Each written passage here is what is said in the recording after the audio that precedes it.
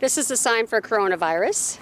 And essentially it comes from the cell, the one that we see with all the little wiggly hairs on it, and so that's where it came from. Hi, my name is Karen Nurkowski. I'm an American Sign Language Interpreter with Saskatchewan Deaf and Hard of Hearing Services. A typical scenario with new vocabulary is a deaf person will come up with a sign, discuss the pros and cons, if that's going to be the correct sign or not, and then they'll go with it once they have some sort of agreement. Some people in our deaf community were getting their updates from Los Angeles and other states in the U.S. because they would have interpreters at some of the press conferences here in Canada, and when a specific speaker started talking, like the Premier, they would zoom into the Premier and then the shot would not include the interpreter. So it wouldn't be ideal for the deaf community to get a full news conference. My first thought was, yay, Saskatchewan. We're going to do it here for our province, and our deaf community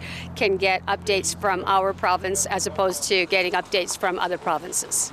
In the mornings, I typically watch other news conferences from across Canada. I'm watching the interpreters there. I'm trying to get sign choices to see what they're signing to make sure it's consistent.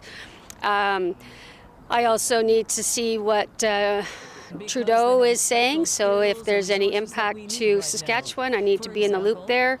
I'm reading articles. I'm watching the Daily Moth, which is newscast from the States, but it's done in American Sign Language. And the news anchor, he's deaf, and so he gives news briefs on the virus. And again, I'm learning my sign language from him. I'm learning the most popular signs associated with COVID-19. Then I get to the press conference early. I get the notes ahead of time.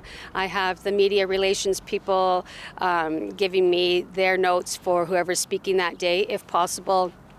I read the notes ahead of time, and then the press conference lasts for about an hour, and then I'm done essentially for that day. In the last couple of weeks, things have changed daily, and limitations have changed, the rules have changed, so deaf people have really been watching, and because they want to be in the loop.